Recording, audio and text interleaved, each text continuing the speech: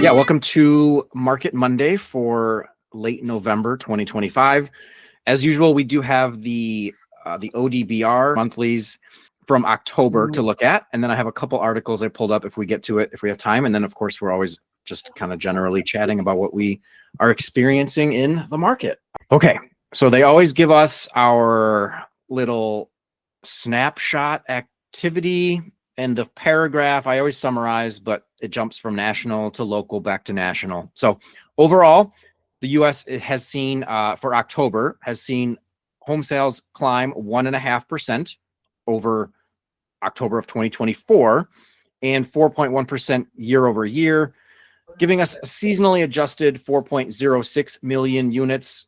That is the number of homes that they're predicting would sell in the year, and that has gone up marginally. They were just hovering at 4 million recently. So another, what is that, 60,000 homes.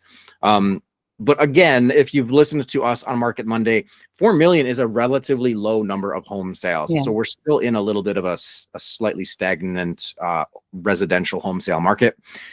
They're explaining this through mortgage rates, which recently have been the lowest they've been in, I think, several years now. And most predictions are that mortgage interest rates will continue to incrementally come down, heavily dependent on lots of dynamics. And this is not an economics class, but I think most real estate predictions are for still 6-ish% for a while. Might dip into the 5s, but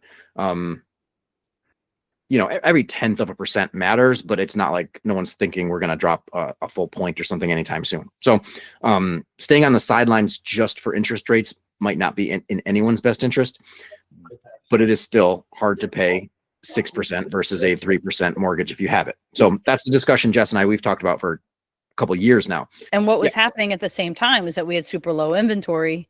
Yep. So things were still able to maintain their price. So what I'm seeing, just glimpsing at this, which we'll go through, the inventory is now increasing so that the actual interest rate means something different.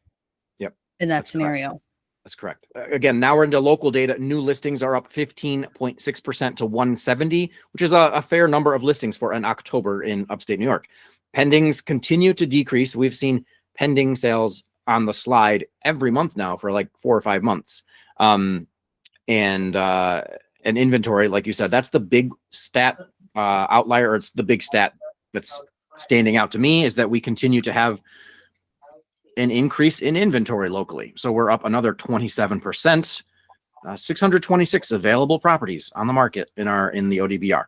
And then sale prices locally also in our region continue to really trend upward. I think we're pretty safely outside of the norms for this year. Some regions of the country have seen price drops. Many are relatively flat, but we, as you'll look at in a few minutes, but our median and average home price are bonkers. They are still going up significantly. Months supply of inventory, back to what we just said, is up 48.8% to almost 7 months of supply. So that's borderline buyer's market territory around here, which is fascinating to me. And then now we go back to national stats.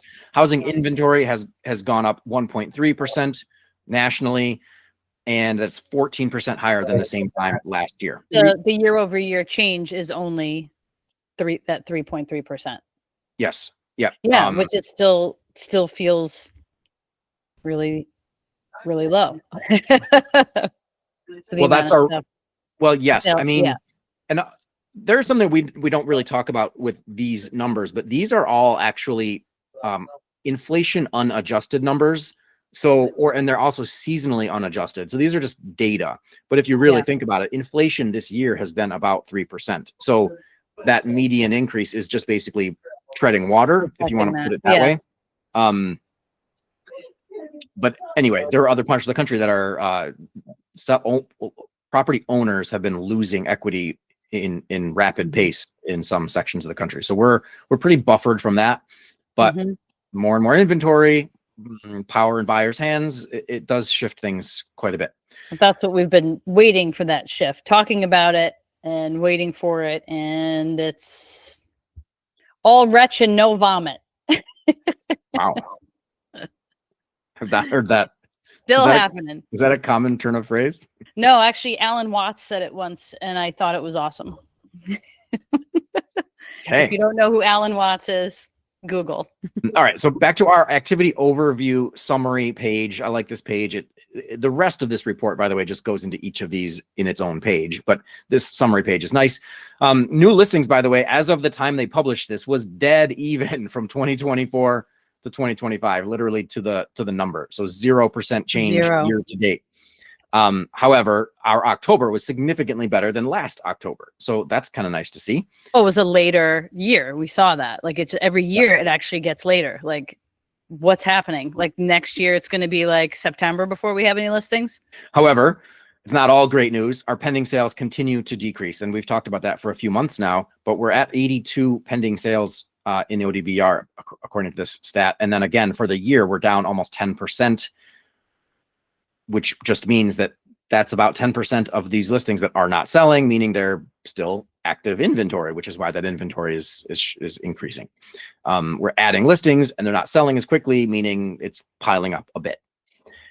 Yes. Closed sales month over month, not a tremendous change, but also closed sales are down again, 10% for the year, very much in alignment with that pending decrease. So we're down sales overall locally. Mm-hmm. Days on market, pretty nothing I want to remark on there. I don't think 4 days is a huge difference between 62 and 58 for the year. I don't think that's too substantive. And then what is interesting though is that median price just talked about, the 3.3% median. We're actually up 7.6 for the year. And however, again, some of these average doesn't make any sense. Well, you can have a couple of outliers do skew. That's usually what we chalk that up to, but it's been pretty consistent. I mean, if you look at, you're right though, we said this last month where it was a spike and I was like, oh, that's a 1 month anomaly. Nope. And now it's your second month in a row where the average has really gone up a lot. With inventory increasing, it makes no sense. It's totally bonkers. It has to simply be a few higher end homes are closing. It just has to be. But yeah, I mean, again, if you just look at that average, we're up 10%. So your average home seller in the ODBR region is sitting well above inflation. They're making money, right? You're gaining a fair bit of equity every single day just by living in your house. It's kind of an interesting story. Oops, I didn't mean to go that far. I know that you didn't say like the 4 days is much to comment on, but it did go down 4 days. Like increasing inventory, things are taking longer to sell, and days on market is less. Again, totally bonkers. This makes no sense. I love this. What are we supposed to do with this? Just keep doing your basic activities, folks. Just keep calling people and showing up and being there for everybody, and wish everybody a happy holiday season and see if they're ready to sell or buy or invest. Same shit, different day. Yeah, go ahead, Casper. I was just wondering, is the home sale price up 10% too? Is that what you said? Yeah, the average price. Yeah. I just make sure I had that right. Yeah, Casper. So that's an average for all of 2025 so far compared to all of 2024. Right. Up to October. Yeah. Thank you. It's a year. But that's all. Is this just, again, just to be clear, is this just residential sales here? Does this include? Okay. Yep. In ODBR. Yeah. Percent list price has been one that I always not laugh at, but it just stays right in that kind of 95, 96, 97 range. I don't particularly think that moves the needle for me. However, the last 3 columns I do always find interesting. We are getting a little relief on housing affordability. That number going up is a good thing. Now that's month over month. However, we're still down for the year. It's been a tough year. How does that make sense? See, the prices are going up. So how does that make sense? Well, because affordability is this complex milieu of everyday costs of living, of interest rates, of mortgage rates, of inflation, of just general kind of U.S. economic pressures, cost of goods. So it's been a bad year in general for affordability, and housing is following that trend. Even though mortgage rates have come down a touch, we're still fighting against the tariff effect and just everything that's been going on. So, but anyway, it's an analysis of how easy it is to buy a house. And so, Gary Keller will go over it, and I know he has his guy Ruben that does the economic update. They actually do a national snapshot. It's actually on our YouTube channel. I shared that whole channel, so you could go on to the Keller Williams at Large market updates monthly, and they will go into affordability a little bit more. He may have a better explanation of that, but that is right on our YouTube channel, which you should make sure you like, follow, and subscribe to your own office's YouTube channel. One thing I had a thought about the percent of list price received, right? And you're right, that hasn't moved. But again, like prices going up, they're still getting the same percentage of the sale price. So I think my question, maybe I have a question more than a comment. Do we still feel like sellers are overpricing, but still somehow they're getting 96% of it? So is the demand still there, even despite all the other factors going on? it's a great question. I love that question. My answer would be the properties that are clearly overpriced are not selling. That's the inventory that's increasing. And so the people that are realistic. Now, also, this doesn't say initial list price. So you could drop. So let's say I list a property at 400K. It's getting zero attention. I end up at 300K list price. Someone walks in at 295. It sells for basically 99% of my list price, but it's actually 75% of what they had thought originally. So gotcha. So so that's interesting. So thank you for pointing that out. Yeah, then that makes more sense. Yep. That little piece of information makes more sense then. If I could chime in here. Hey, Cher. Hey. So my thoughts on that, if we're looking at the big picture, if you've been watching this year over year, you definitely were in a position now where you can see the shift even in these numbers, because before you didn't have a chance of buying anything unless you did pay 100%, if not a little bit more than the list price.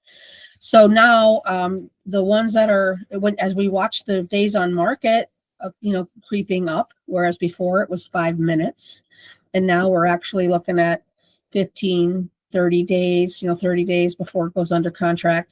Now that's showing that. And then as far as the list price, a lot of it just depends on who set the list price. Was it an experienced agent that did a true market analysis, current market analysis, showing the data, or was it an agent that really wanted the listing and they let the seller choose the price?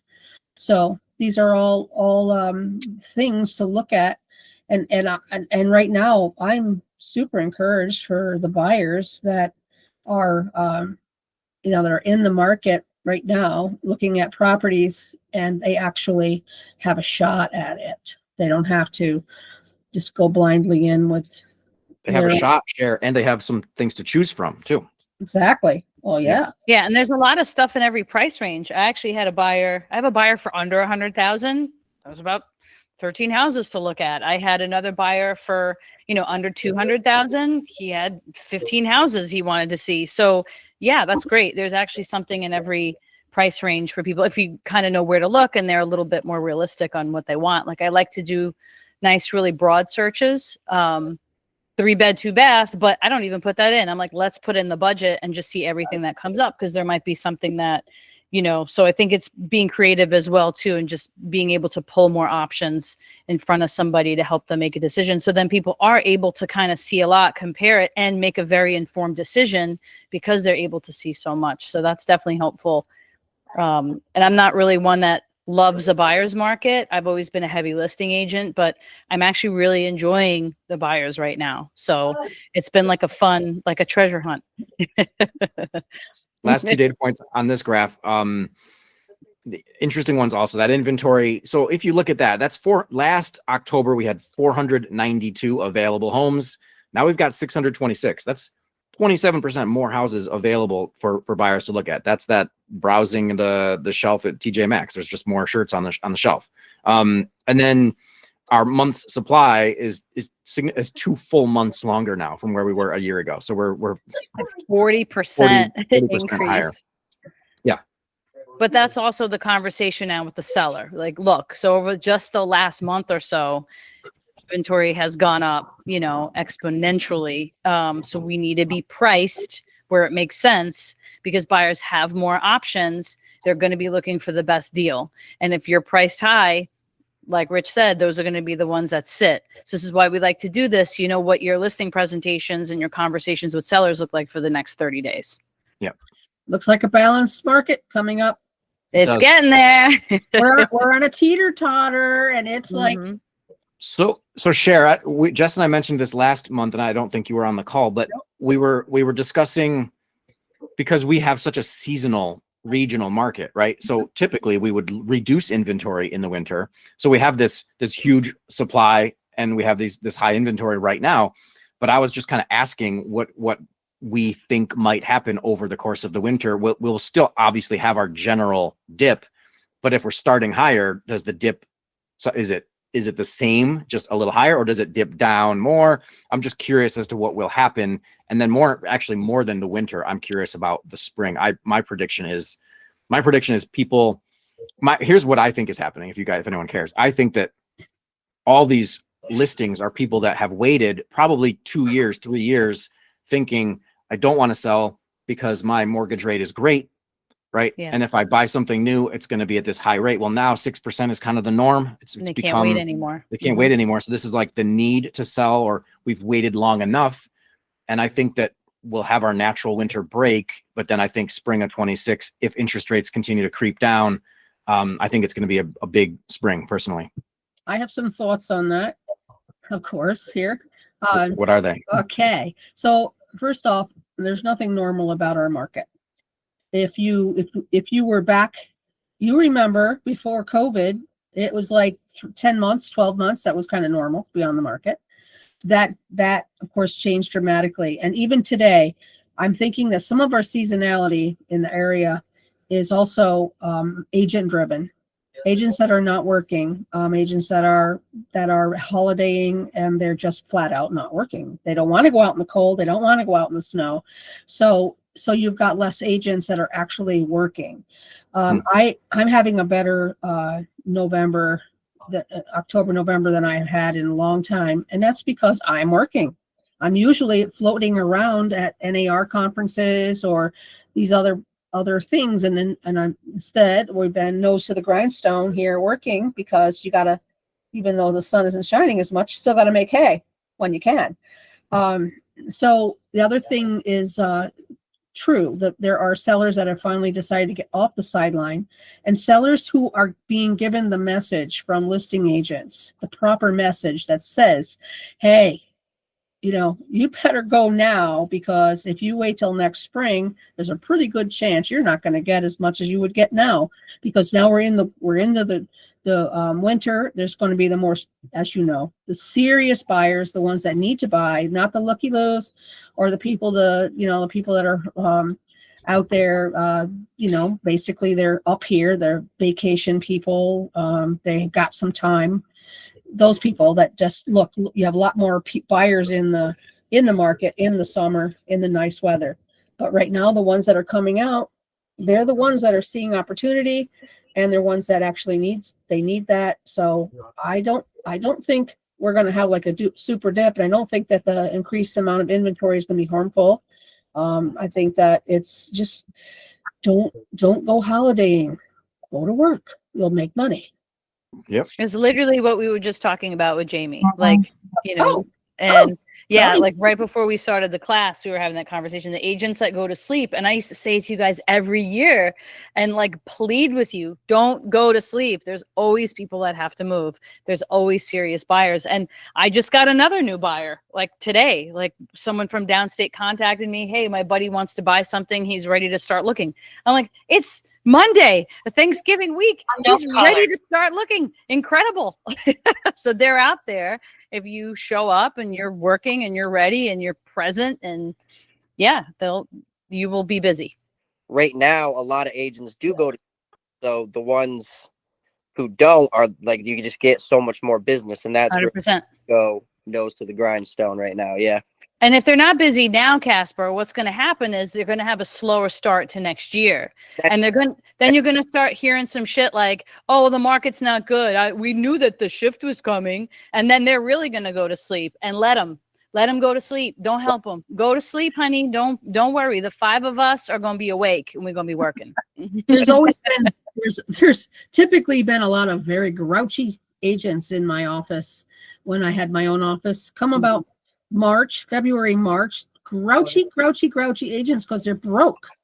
That's because they went holidaying and they went to sleep. November and December. They didn't put everything you're doing. You got to figure that's like money. That what you do now. That's 3 months from now. 100%. I was just going to say that, Chair. Like your work you do today is when you get paid in February, pretty much. Yeah. The contract you go into the day before Christmas, you'll get paid on that in March. That's your spring money already. So yeah, I mean, there is, again, for someone that takes this as a business, as a serious enterprise and wants to grow, take a couple of days off, but you can't take a month off and be like, I'm just going to chill out because I don't want to go outside in the cold. That's not going to be beneficial for your long-term growth. No, put a jacket on, get some boots. Yeah. Suck it up, buttercup. Still got my jacket on. That's right. Stay warm. All right. Excellent discussion. I will go into a couple of these in a tiny bit more detail on these. I'm going to shrink this down a tiny bit, a little bit more detail. So this is all just the same stuff we saw on that summary page. I do generally pick out a couple little trends that I see from these. So I'll just cover these quickly. And again, I can't see you guys, so just jump in if you have something to add or question. This is our new listings. Again, year to date, we were dead on. We're in a dead heat with 2024. So will November, December decide it? I don't know. But we're a dead heat for 2024. However, our October is better than last year's October. And if you look at these, this top stuff I've highlighted here, I don't know how well you see this, but I don't want to zoom in too far. But again, this is that seasonality, right? So last November, 100 listings. Last December went down to 50. And then January was okay. And then February was still 60 before we really got our spring bump. And then really the true bump came May, June, July this last year. So I'm just, I'm going to speculate, but I mean, we're looking at our September of 2025 was a 12% decrease in listings. So that already looked a little scary, but now October boosted back up. So maybe there's just no trend there to get too crazy about. I mean, we'll definitely have our winter quote unquote dip, but does it go down to 50 or does it stay in that 70, 80, 100 range? That's what I'm not certain about. Just comparing the 2 years though, like just looking at the fall off in 24, into 25 and then to the prior year, right? So 49 to 70, 76 to 112, 59 to 106. Am I reading this correctly? This is 1 year apart. So, well, yeah, what that's saying, sorry, yes, you're correct, Jess. That means like this, for example, means that February of 2024 correct had 106 listings, whereas February 2025, we just started so slow this year. Exactly. So it's just what we've been saying. And now at least we can see almost an entire year now and exactly what happened. But when you get to the bottom, tallies it correct. So that says 140 versus 143. So you see how it was allocated differently, but we basically did the same amount of units. Bonkers. So anyone that says they know when they're going to get what and it's cyclical, that's fine, but we have no idea when the market's going to sprout. We have no idea when people are all going to make this decision at the same time. So again, checking in monthly, checking in with people, staying in touch with, your leads, your database, keep your ear to the ground because who knows what's going to happen in 2026. This is so freaking bonkers. We have no idea. It could pop in February. It could pop in September. Like there's just it's just so all over the place. It's really interesting. It's actually really exciting because it feels like we might be able to have more impact on this. Like Cher said, the agents that stay awake, we might be able to actually impact this market more than we realize by having the right conversations, encouraging people when it is the best time for them to sell. They may not know it's the best time. So staying in those conversations and really thinking about helping people. Some people should wait. And then some people actually should sell today. So just knowing how to guide people properly, we're definitely going to be able to impact this market because it doesn't make any sense right now. I think that's super well said. I think, right, what is the agent's job? Like, we should know the trends, we should know the data so that we're well informed, but that doesn't mean that every client should follow the data, right? Every client's needs are going to be their own. And so for some people, it might be, hey, let's list it in December, even though it's going to be blizzards because you need to sell. Perfect. Great. Some people, it might be like, we can chill out for 3 months and come back in March, and that's perfectly fine. So it's good to know the information, but that doesn't mean it has to guide everyone's decisions, or even your as an agent. It doesn't even have to guide your advice. Your advice should be what's best for the person that you're talking to. We should have to take the Hippocratic oath like doctors, like do no harm. We should have to take one. Yeah, every day. Yeah, thou shalt not put your commission over someone's life. We did see this trend all summer, Jess, where our pending sales were dropping, and we're still seeing it now in our October data. So we dived 20% in August, a little reduction in September, and now we're back to a big drop off in October. So our in contract momentum is a little slow, and that is, I know, like, anecdotally, shares busy. Anecdotally, some people are busy. I am seeing a little drop off in activity myself. So just something to note, that the data says that our in contract momentum is a touch on the low side. And again, if you look at those our 2024 winter numbers and our early 2025 numbers, we're not that far off that dip already at 82 in October. So just stuff to keep your eye on. And then what did I want to show? Closed sales. Again, we took a nice uptick in October, up 5% in closed sales, but Jess, our 12-month average on closed sales is down 10%, and our year to date, right there, we're down, almost 100 units. That's a lot. That's a lot of reduction. I want to say, ouch. I know. While the inventory is coming up, right? Yeah. Yep, the sales are coming down. So yeah. But I do like, if you look at this graph, this trend line has been super linear for this entire 2025. It's kind of fascinating. Just didn't have any of that, like, just going straight up. Yeah. Up and down business. Yeah. We did touch on how our prices are increasing. So our 12-month average is up 8%, and on median. Again, that means if you owned a house, you just got 15 grand richer this year. Like if you owned a 200K ish house. Kind of interesting. Woohoo! Roll again. And the average, again, I think the average has more fluctuation to it, but that average spiked big time. Our October was 340,000 average, which is unheard of for our region. That was a 30% spike. That has to just be a couple outliers, I swear to you.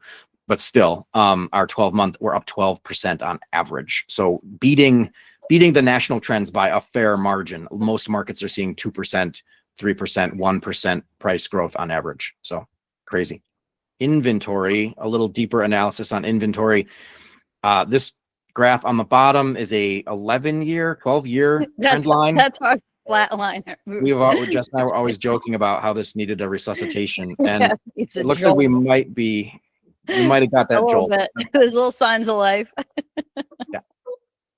Yeah, but it's been up since June, up in July, up big time in August, up big time in September, and up even more this month. So that's a lot of trending in the positive direction for inventory. So that's, again, choice for buyers, maybe less price growth for sellers. At some point, it has to modulate, because if there's the basics of economics say that if there's a ton to choose from, you don't have to pay a ton. Oh, supply and demand. But this is all the way back to 2014. It's been decreasing. And I know we had more of like a little, bleep, a little bit more of signs of life, but it's just going down for the last 10, 11 years. What does that mean? I'm like, what? What? Well, actually, I'm going to show you when we get into the other articles. We'll come back to that. Is it like there's just more homes in distress, so there's less inventory because maybe there's less? Because we're in such a. It's interesting living upstate, because I mean downstate too, but up here I feel like I feel the history of the area more. You have houses that are 100 years old, 200 years old, easily 250 years old. But those houses get decommissioned, they don't stay around forever. They're 100-year houses. So and people don't build as much, right? Which we've been talking about just kind of in other side conversations off of this topic, but people don't build as much and replace the inventory. So maybe that's because I don't know. Why is it always going down? Somebody needs to build something. That's what I'm saying. Isn't the average people move every 7 years ish? I Yes. think in our area that I bet if you were to do that study just in like Otsego-Delaware County, I'll bet if you were to separate out maybe the second homeowners even, then I'll bet our local population stays put a lot longer than that national average. I just don't think there's that as much job relocation around here. I don't think there's as much like forced relocation. So I just think people are probably more stable state in their homes. Again, because this is ODBR data. This isn't national. They just stay in their homes until the roof falls in. Yeah. And then nobody else can live there after that. I mean, it's interesting. I mean, so I mean, just kind of looking as business people too. Again, what's the average? How many real estate professionals actually own real estate, right? It's a super low, but being in a lower kind of dollar area, I think I was really sad when I first got here and they were like, oh, you know, we have the lowest prices in the entire company. I was like, hey, and then I was like, well, wait a minute. That means there's probably a lot of opportunity. If you scrape your pennies together, you know, and start thinking about fixing stuff, buying stuff, even if you just buy, hold, and rent, there's a lot of opportunity to get into the market as well for people, you know, first-time buyers. And I think telling that story is really compelling. And then again, tapping into that downstate money. Yeah, everyone downstate should have a country house. That's my goal. Everybody downstate should have a country house. And then maybe, you know, and it'll kind of bring more money in and more opportunity and just more things. I don't know. That was just a tangent I decided to go on.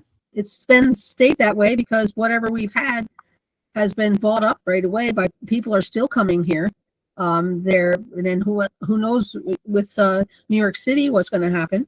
So that's more people are going to the city. So that's a good point. So you're looking at the other side of it, like this is inventory being absorbed. This is inventory coming off the market. Yeah, that's a good point for sure. If you can't, if it never has a chance to stay on the market, it's off just as quick as went on. It's went off. I mean, even now, if you put a decent listing up that's priced right, it's still under contract very quickly. Yeah, it's gone. It's gone for sure. It's gone. Yeah. Yeah. Yeah. So interesting. Ooh, so interesting. It is. I'm excited. I don't want to go back to 2018, 2007. I don't want to go back there. I don't want to go back to anything. Just keep forward. Yeah, let's stick with this 340K average price point. Let's do that. That's what people that are coming into the area. That's the price. That's a sweet price point for them. Mm-hmm. And usually $350,000 in our area is a nice house. You know, it's really nice, and in comparison to what they may have, as far as purchasing power, they've got the purchasing power for it, and they like that. So I know our average price went up a lot. You know, we're looking at, my team is looking at around about $250,000 price point, and we're over here in the affordable section. Yeah, no, that's in the affordable section. And we're on the sale rack. and it was 2 years ago. 2 years ago, we were $145,000 increase. I like that. Yes. I don't have to work quite so hard. It's interesting. Well, one of the new buyers I have, he's from Brooklyn, and he had a $400,000 budget until we looked at something for $200,000, and he was like, "This is good enough."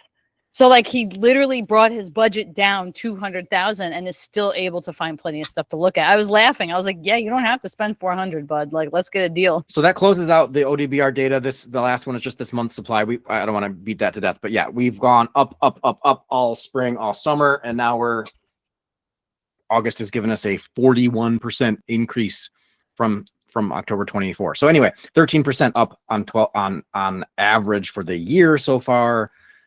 We just talked about that ad nauseum. That's all I've got for ODBR data.